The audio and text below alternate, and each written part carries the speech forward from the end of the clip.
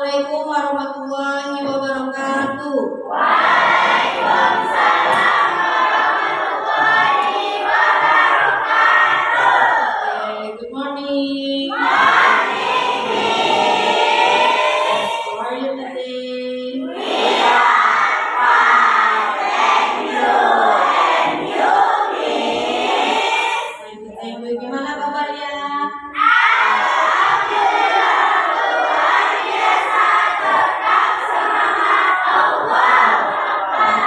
Semangat, masih semangat? Miss mau cek 11 mana? 12 KLMDD. 11 1. Oh, itu kelas 10 semua ya? Kelas 10 semua itu. Oh, ada kelas 11. 11 berapa? 11 2. Mana 11 2? 11 2 aja. 11 LM? Oke, 11 1 ada. Oke. Pada kesempatan ini Miss mengucapkan terima kasih kepada Ibu Panitia atas kesempatannya yang sangat hormati, Ibu Kepala Sekolah, Ibu-ibu Panitia yang berkesempatan hadir pada hari ini. Baiklah, Miss di sini sebagai pemateri ke berapa? Ketiga. Oke, materinya tentang seni komunikasi efektif dalam organisasi, membangun sinergi, menggapai prestasi. Apa itu sinergi? Ada yang tahu? Apa? Energi beda. Sinergi itu sama dengan kerja sama dan sinergi. Oke, next time kita tebak-tebakan dulu. Ada yang tahu ini apa? Angkat tangannya, angkat tangannya. Sabun. Ya Bu Ayi, nanti ada dokter ya yang bisa jawab. Oke, sabun ya, sabun. Next. Angkat tangan dulu ya Bapak jawab. Oke, ini apa? Bahasa Inggris. Angkat tangan dulu. Angkat tangan dulu. Apa? Salah. Angkat tangan dulu. Apa? Oh, pendedor. Itu dia ada ke belakang loh. Apa? Check out ya, check out. Namanya Abi. Oke, tepuk tangan buat Abi. Ada satu lagi. Yang udah satu lagi ya. Oke, ya Kak. Angkat tangan. Angkat tangan dulu. Salah. Oh iya baca. Dia ada ke belakang, apa bahasa Inggrisnya itu?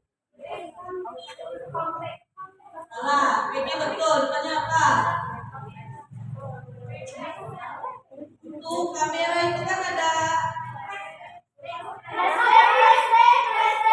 flashback. Ini siapa namanya Bu Ayi? Raisa. Oke, 3 ya, yang dengan tertib. Oke, ada 2 dokter lagi. Nanti Miss kasih 2 pertanyaan tentang materinya. Jadi disimak baik-baik apa yang Miss sampaikan. Oke? Bisa? Oke, sebelum Miss mulai, mundur dulu. Sebelum Miss mulai, coba berdiri dulu semua. Cari pasangan. Pasangan. Oke?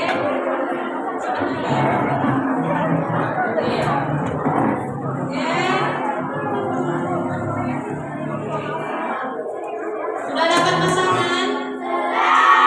Hadap-hadapan. Hadap-hadapan. Oke. Alpat aja rapat. Ada pasangan apa atau sama ini? Ini? Ya. Oke. 7 pilih yang 1 genap, yang 1 ganjil. Yang 1 genap, yang 1 ganjil. Siapa yang genap? Siapa yang ganjil? Oke, hadapan udah? Oke, tangannya gini. Kayak mau salaman. Oke, tapi agak jauh sih ya.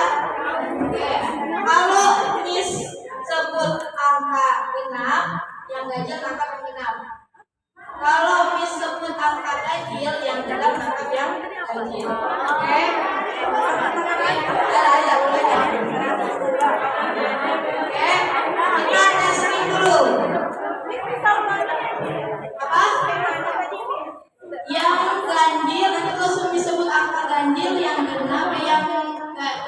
ambil yang ganjil.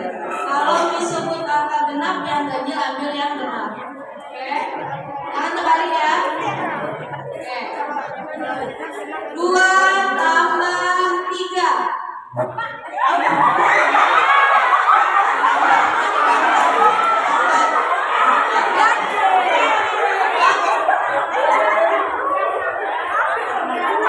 Yang nama bukan angkanya. Oke, misalnya sudah 2. Yang genap mana? Genap yang ganjil. Nih, bisa disebut angka 2, kamu nangkap dia. Ya, kalau disebut angka 3, kamu nangkap dia. Itu. Iya. Kalau udah terangkap berarti udah menang gitu ya. Oke. Kita coba lagi. Hitung-hitungan ya. 4 dikurang 2.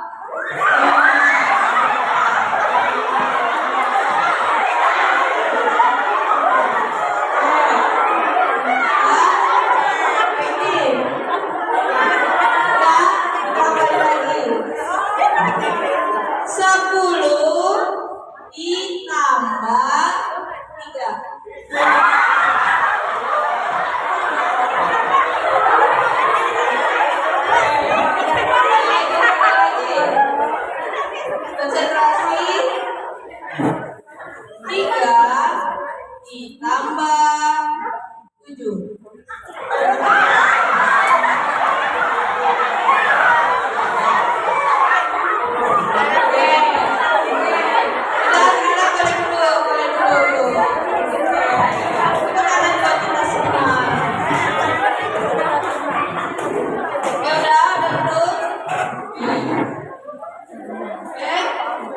Kita mulai ya. Oke. Udah itu kalau lagi. Udah sedikit lebih cerah lah ya. Oke, kita lanjut ke ini. Oke, mengapa komunikasi itu penting? Oke, di sini boleh diingat ada 4 poin. Pertama kita lihat dulu. Organisasi itu apa? Organisasi adalah kumpulan manusia. Komunikasi organisasi hanyalah sekumpulan individu yang bekerja sendiri-sendiri. Tidak ada arah, tidak ada sinergi. Ada berapa poin di situ? Nah, pertama. Oke, kedua. Ketiga. Keempat. Oke, ada 4. Pertama, mencegah misinformasi, menghindari salah paham yang bisa merusak kinerja tim. Ini yang sering misinformasi, misalnya si A memberi informasi harus datang jam 8, si B harus menginformasikan harus datang jam 7. Akan terjadi misinformasi. Kemudian membangun kepercayaan. Saling percaya lahir dari komunikasi yang terbuka dan jujur. Jadi komunikasi yang baik itu dia saling terbuka dan jujur. Kemudian percepat keputusan. Informasi yang jelas mempercepat proses pengambilan keputusan. Dan yang terakhir, iklim kerja harmonis. Jadi komunikasi yang sehat menciptakan lingkungan kerja yang nyaman dan produktif. Ingat, ini ada 4 kerja. Next. Oke, komponen utama dari komunikasi efektif ada 4. Ada pengirim, ada konten, ada saluran, dan ada ada saluran dan ada penerima. Jadi pengirimnya siapa? Apa isi pesannya? Melalui apa diinfokan dan siapa penerimanya? Oke, misalnya kita mau menginfokan sesuatu, misalnya pengirimnya ketua OSIS. Isi kontennya misalnya akan ada lomba peringatan Hari Guru. Salurannya misalnya melalui pesan WA, kemudian penerimanya anggota OSIS atau warga SMK. Next. Hambatan komunikasi atau noise. Noise apa kalau dalam bahasa Inggris? Noise. Kebisingan ya, kekeributan ya, hambatan dalam komunikasi yang ada di organisasi yang sering membuat suatu organisasi itu gagal. Ada 4: hambatan fisik, hambatan bahasa, hambatan psikologis, dan asumsi. Kita lihat yang pertama, ada gangguan suara, sinyal buruk, atau jarak fisik yang menghalangi pesan sampai dengan tubuh. Gangguan suara ini misalnya apa? Risik ya, misalnya rapatnya di luar ruangan, ada suara kendaraan, ada suara teman-temannya misalnya yang sedang berbicara. Kemudian sinyal buruk, pernah tidak rapat via Zoom misalnya? Nah, tidak. Misalnya rapatnya via Zoom, masih lagi kondisi liburan, masing-masing lagi berada di kampungnya masing-masing, sinyalnya buruk juga bisa menjadi hambatan. Kemudian jarak fisik yang menghalangi pesan sampai dengan tubuh. Misalnya kalian di lantai 3, ngomong sama kawannya di lantai 1, kira-kira kedengaran tidak? Misalnya teriak dari jendela di lantai 3, terus temannya di lantai 1 atau di labor farmasi atau lain tidak? Mungkin dengar tapi tidak utuh ya pesannya apa. Kemudian hambatan bahasa, menggunakan penggunaan jargon atau istilah teknis yang tidak dipahami oleh semua anggota tim. Ini misalnya pakai bahasa daerah, misalnya ada nggak? Nah, yang satu misalnya sukunya Banjar atau Melayu, yang satu misalnya sukunya apa? Nah, menggunakan bahasa daerah untuk menyampaikan pesan. Sementara kawannya bukan dari suku tersebut, gitu kan? Jadi hambatan juga. Atau misalnya menggunakan bahasa singkatan atau bahasa gaul. Apa misalnya? Apa? Bahasa K? Apa itu? Ya Allah. Oke. Misalnya pakai istilah bahasa Inggris, misalnya deadline-nya besok nih. Deadline apa deadline? Apa deadline? Waktu apa? Oke, tenggat waktunya ya, waktu maksimalnya, deadline-nya. Oke, seperti itu. Kemudian hambatan psikologis. Ada prasangka, ada ego pribadi, atau stereotip yang mempengaruhi cara kita menerima pesan. Nah, ini biasanya sering terjadi ya, hambatan psikologi. Misalnya ego pribadi. Misalnya si A ada masalah dengan si B, nggak mau dia WA si B. Nggak mau WA, aku lagi marahan sama dia. Nah, misalnya itu ya, itu termasuk hambatan psikologi. Kemudian yang terakhir asumsi. Asumsi itu apa? Oke, asumsi ini sering terjadi. Saya pikir dia udah tahu. Misalnya, aku pikir dia udah tahu. Misalnya DKS-nya jam berapa? DKS mulai jam berapa? Jam 7.30. Aku pikir dia bilang sama sesama panitia. Aku pikir kok tahu misalnya DKS mulainya jam 7.30, ternyata dia datangnya jam 8 atau jam 9. Next. Oke, rahasia menjadi komunikator hebat. Menjadi mendengarkan secara aktif, memiliki empati, ada kejelasan dan menggunakan bahasa tubuh. Mendengar aktif, fokus untuk memahami, bukan hanya untuk menjawab. Berikan perhatian penuh kepada lawan bicara. Jadi kalau temennya lagi ngomong, didengarkan, jangan sibuk sendiri, jangan sibuk main HP sendiri. Didengarkan temannya ngomong apa. Kemudian empati, berusaha memahami sudut pandang dan perasaan orang lain sebelum merespon. Jadi kita juga harus memahami perasaan orang lain supaya bisa merespon sesuai dengan apa yang diharapkannya. Kemudian ada kejelasan atau clarity, gunakan bahasa yang lugas, ringkas, dan mudah dipahami oleh semua pihak. Dan yang terakhir, bahasa tubuh, kontak mata, gestur terbuka, dan postur yang menunjukkan keterlibatan dan kepercayaan diri. Oke, next. Ada komunikasi dalam organisasi. Ada internal dan ada eksternal. Kalau internal itu misalnya apa? Misalnya antar anggota organisasi itu internal. Kalau eksternal luar organisasi, misalnya kolaborasi OSIS, SMK, kekerjaan dengan OSIS semansa misalnya itu. Kemudian ada komunikasi formal dan komunikasi informal ya. Misalnya di situ bisa dilihat kalau komunikasi formal apa misalnya rapat koordinasi, situ ada surat resmi, laporan kegiatan dan lain sebagainya. Dan komunikasi informal ada diskusi santai, brainstorming, obrolan di grup chat, Meksiko dan lain. Dan tipsnya, sampaikan apresiasi di depan umum, sampaikan kritik secara pribadi. Maksudnya apa? Misalnya ada masalah di dalam organisasi, salah satu orang membuat masalah, apa yang akan kalian lakukan? Apakah memarahinya di depan teman-teman yang lain?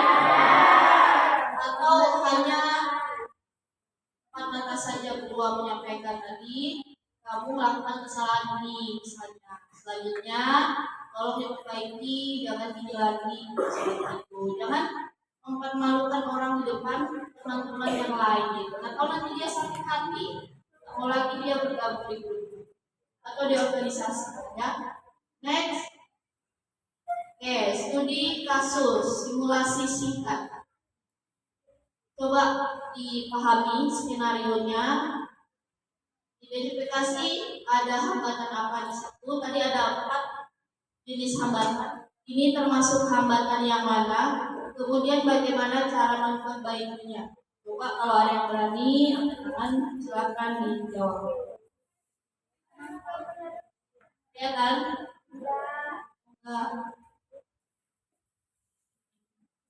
Oke, skenario-nya saat kepanitiaan event sekolah, si A memberikan instruksi yang berbeda dengan si B, sehingga tim bingung harus mengikuti yang mana. Akibatnya persiapan acara terhambat dan suasana tim memanas. Nah, ada konflik nih, perbedaan pendapat A dan B. Apa hambatan yang ada di sini? Dari yang 4 itu hambatan apa yang ada di sini? Angkat tangannya. Oke, dari 4 hambatan, oke silakan. Ini nak.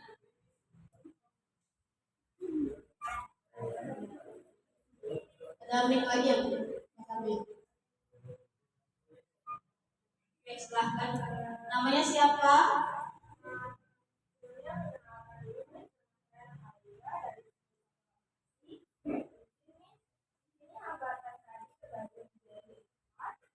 Ada bahasa, psikologis, dan maksudnya.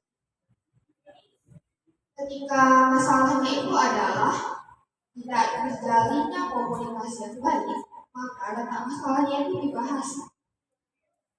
Kita itu sudah baik menyampaikan bahwa harusnya seperti ini loh. Jadi ketika terjadinya konflik bahasa antara sesama kita, harusnya kita itu saling bermusyawarah gitu. Mana baiknya? Jangan mengambil keputusan misalnya si A mau ini dan kita ambil keputusan si A karena mungkin si A itu punya pengaruh dalam lingkungan tersebut. Jangan seperti itu. Atau kita bisa melakukan akomodasi. Akomodasi adalah penyelesaian masalah tanpa menjatuhkan peran seseorang. Akomodasi yang bisa kita lakukan itu ada 2. Yang pertama, kita mau komunikasi secara baik atau kita mau anti-base. Anti-base ini adalah menghadirkan pihak ketiga, tetapi keputusannya itu mutlak. Sementara yang satunya lagi, secara baik-baik itu kita menghadirkan pihak ketiga, tapi keputusan pihak ketiga itu tidak mutlak, dia hanya bersifat saran.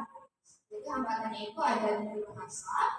Terus bagaimana cara memperbaikinya? Ya kita bermusyawarah, menyatukan 2 pendapat, tidak membedakan pendapat. Oke, terima kasih. Tepuk tangan untuk dia. Betul sekali. Jadi hambatannya itu ada di bahasa. Jadi sebisa mungkin kita itu meminimalisir masalah ketika ada di organisasi. Cepat-cepat mencari solusi, jangan dibiarkan berlarut-larut. Jadi dikomunikasikan salahnya di mana, bagaimana cara kita mengatasinya, dan seterusnya. Jadi supaya tidak terulang kembali di kepanitiaan berikutnya. Oke, next. Oke, simpulan dan penutup. The single biggest problem in communication is the illusion that it has taken place. Apa artinya? Apa? The single biggest problem in communication is the illusion that it has taken place. Oke, masalah paling besar dalam komunikasi adalah ilusi komunikasi yang terjadi. Jadi maksudnya di sini adalah komunikasinya tidak jelas ya, makanya terjadi masalah. Kemudian pesan kuncinya, komunikasi bukan tentang siapa paling banyak bicara, tapi siapa yang paling mampu membuat pahami dengan benar. Jadi buatlah kalau memberi informasi jelas, yang jelas, yang tidak bertele-tele, maksudnya apa, to the point. Oke, sebelum ditutup ada satu dopres lagi, kasih pertanyaan. Oke, siapa yang bisa jawab angkat tangan. Oke. Pertanyaannya adalah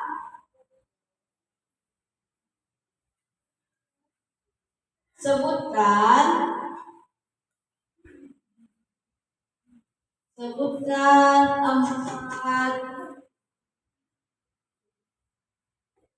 empat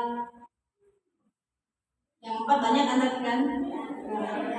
Sebutkan empat hambatan dalam komunikasi. Hambatan siapa namanya? Oke, silakan jawab. Waalaikumsalam warahmatullahi wabarakatuh. Kenapa nama saya Dani? Saya akan menjawab. Yang pertama ada hambatan fisik, yang kedua ada hambatan bahasa, yang ketiga ada hambatan psikologis, dan yang keempat ada hambatan asumsi. Oke, tepuk tangan kepada temannya. Terima kasih Anda semua responnya yang luar biasa. Itulah tadi penyampaian dari Miss terkait dengan komunikasi efektif dalam organisasi. Akhir kata saya ucapkan wabillahi taufiq wal hidayah.